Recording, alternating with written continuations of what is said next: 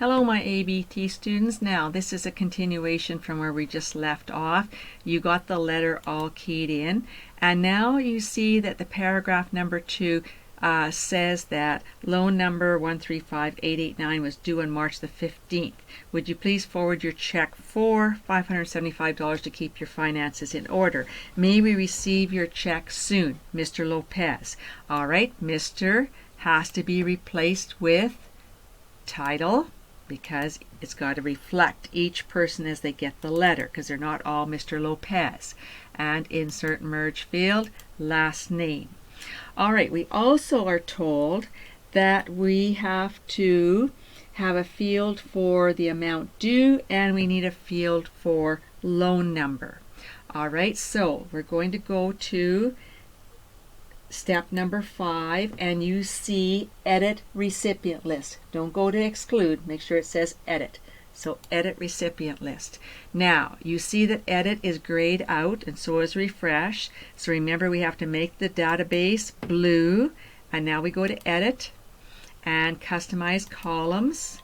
Yes, and now we want to go down to postal code here and add a field called amount due. So amount due, and press OK there.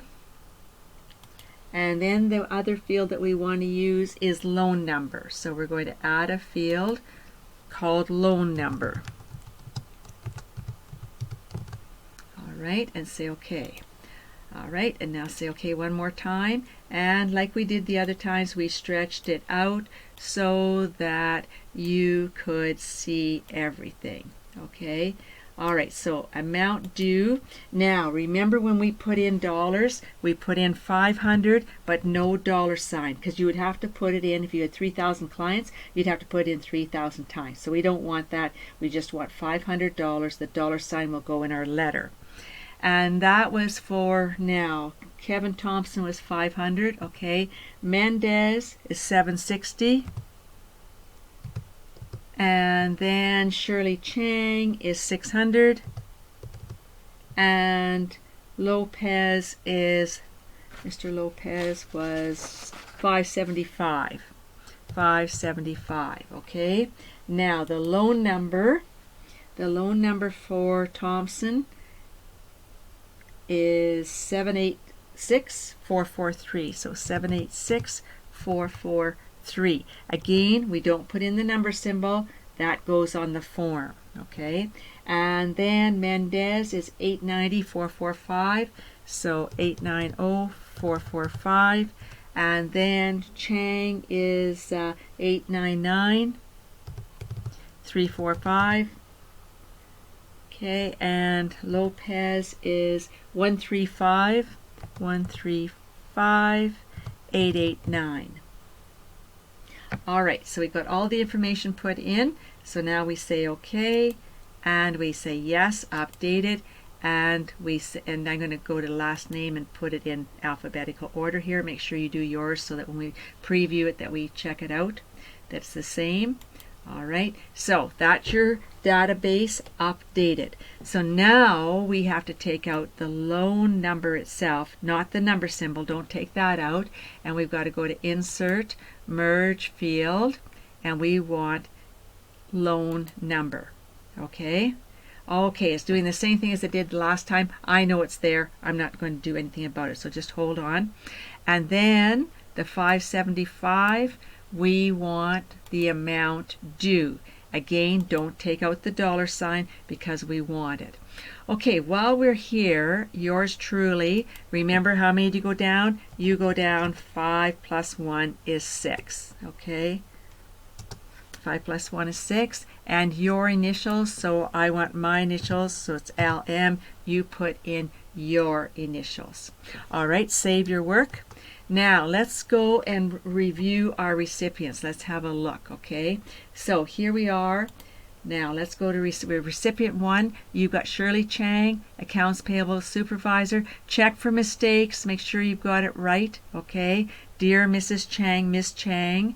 And loan number, don't worry about it, it'll be there when we come back. So go to recipient number 2, and we should see here, we should see Julian Lopez, Supervisor, Purchasing Department, 4105 Kelso Court, Morden. Dear Mr. Lopez, your loan number 4 and your check. Keep your finances in order, and may we receive your check soon, Mr. Lopez.